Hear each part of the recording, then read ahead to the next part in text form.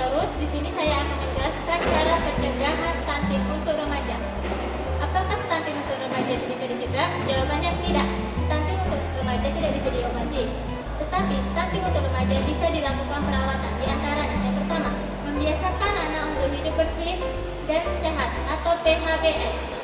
Pola gizi seimbang, tidak merokok dan tidak memakai narkoba. Dan yang kedua, mengajarkan anak mengenai kesehatan reproduksi. Anda bisa menerapkannya pada anak 14 sampai 17 tahun. Selanjutnya, saya akan menjelaskan cara pencegahan stunting pada dewasa muda. Berikut cara-cara pencegahan stunting pada dewasa muda. Yang pertama, memahami seputar keluarga berencana atau KB. Dan yang kedua, melakukan deteksi dini terkait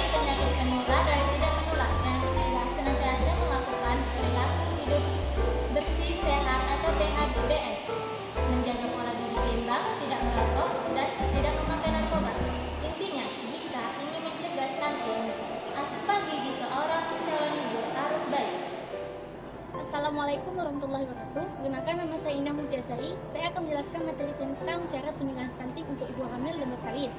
1. Pemantauan secara kesehatan secara optimal beserta penanganannya. 2. Pemeriksaan kehamilan secara rutin. Ibu hamil harus memeriksa kehamilannya dari bulan pertama sampai bulan ke-9 supaya saat persalinan lebih mudah. 3. Melakukan proses persalinan di fasilitas terdekat, contohnya seperti puskesmas terdekat ataupun di bidan terdekat. Yang keempat, memberikan makanan tinggi protein atau kalori. Yang kelima, melakukan deteksi penyakit menular dan tidak menular secara dini. Pencegahan stunting untuk anak usia balita. 1. Rutin memantau pertumbuhan dan perkembangan balita. Yang kedua, melakukan stimulasi dan perkembangan secara dini. Yang ketiga, memberikan pelayanan dan perawatan kesehatan yang optimal untuk anak-anak usia balita. Selanjutnya, saya akan menceritakan tentang cara pencegahan stunting untuk anak usia sekolah. 1. Memberikan asupan bergizi dan kebutuhan setiap harinya. Yang kedua, mengajarkan anak dan orang tua berkaitan dengan gizi dan kesehatan yang lebih.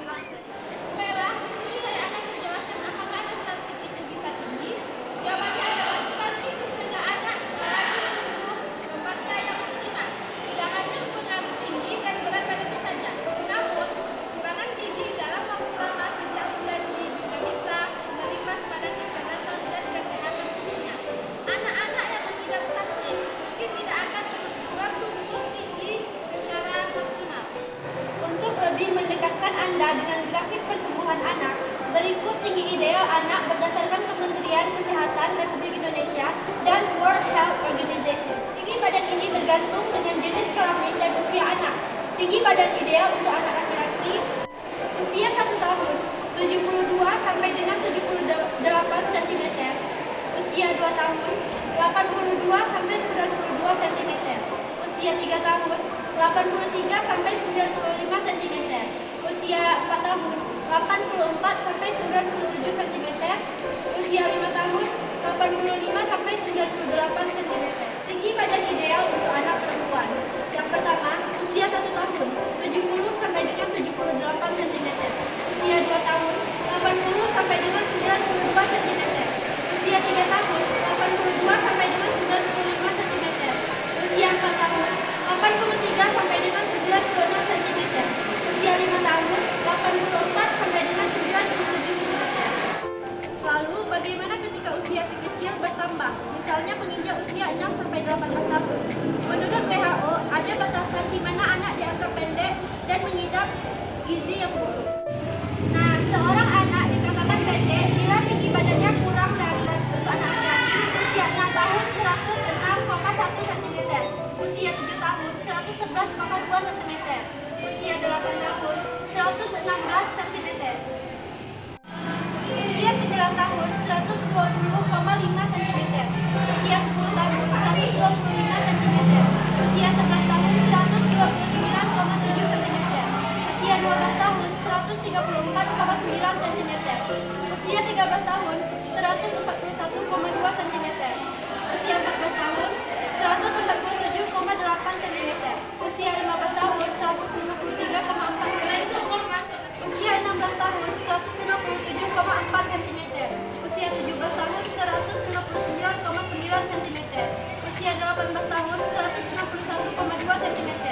Untuk anak perempuan, usia 6 tahun 104,9 cm, usia 7 tahun 109,9 cm, usia 8 tahun 115 cm,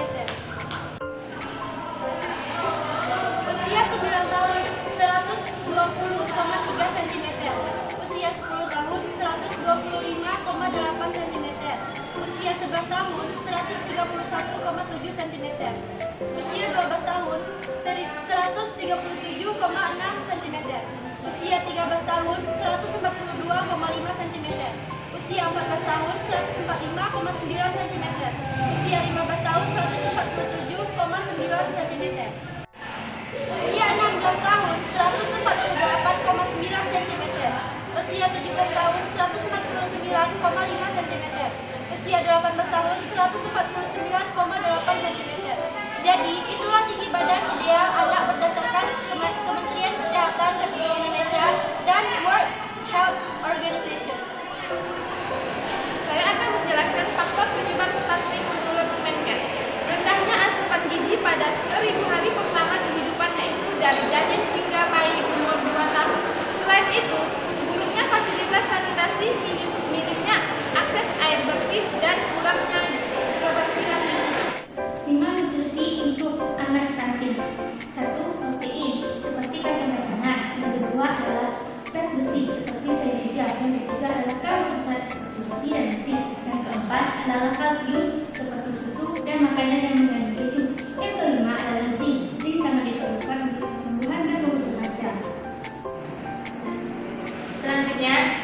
menjelaskan tentang gejala stunting. Yang pertama, anak berbadan lebih pendek untuk anak usianya, dan yang kedua, tubuh cenderung normal, tetapi anak tampak lebih muda atau kecil untuk usianya, dan yang ketiga, berat badan rendah untuk anak usianya, dan yang keempat, pertumbuhan tulang tertunda.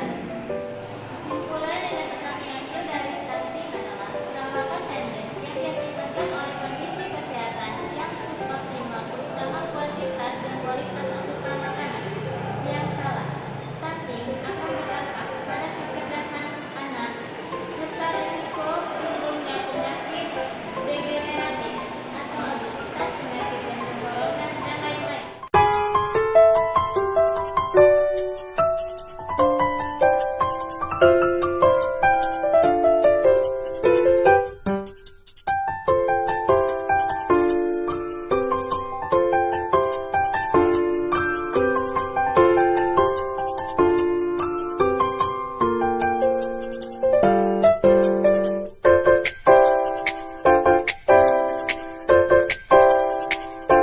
Teman-teman, apakah kalian tahu apa itu wasting?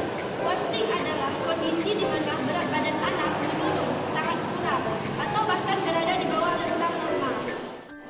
Menurut WHO, wasting adalah salah satu masalah kesehatan utama, disebabkan oleh kondisi ini berhubungan langsung dengan angka kejadian suatu penyakit. Itulah mengapa wasting pada anak adalah hal yang tidak boleh disepelekan, sehingga membutuhkan perhatian dan penanganan segera mungkin. Kapan anak dikatakan mengalami wasting? Anak dikatakan wasting ketika hasil pengukuran indikator berat badan atau tinggi badan berada di min 3 sampai min 2 standar defisit. Bisa juga wasting dikatakan kondisi penurunan berat badan yang sudah lebih parah ketimbang kondisi yang biasanya. Perbedaan stunting dan wasting. Anak yang stunting biasanya juga mengalami fasting. Fasting yang kurang lebih diartikan sebagai kurus, tidak asal kurus, tetapi kurusnya diukur dengan kurva pertumbuhan agar lebih objektif. Kurvanya wasting berbeda dengan kurvanya pada stunting karena digunakan pada kurva berat badan menurut tinggi badan. Selanjutnya, apa saja gejala wasting pada anak? Yaitu penurunan berat badan drastis sehingga membuat bobot tubuh anak tidak sebanding dengan tinggi badan. Namun, ketika kondisi berat badan kurang pada anak ini tidak segera diobati, maka akan lebih parah sampai mengakibatkan wasting akut. Jika tingkat keparahan wasting mencapai akut, akan timbul beberapa gejala seperti yang pertama, indikator berat badan dan tinggi badan menunjukkan angka kurang dari min 3 standar defisit. Yang kedua, memiliki pembengkakan karena cairan di beberapa bagian tubuh. Yang ketiga, tingkat lengan atas cenderung kecil, biasanya kurang dari 12,5 cm. Apabila tidak mendapatkan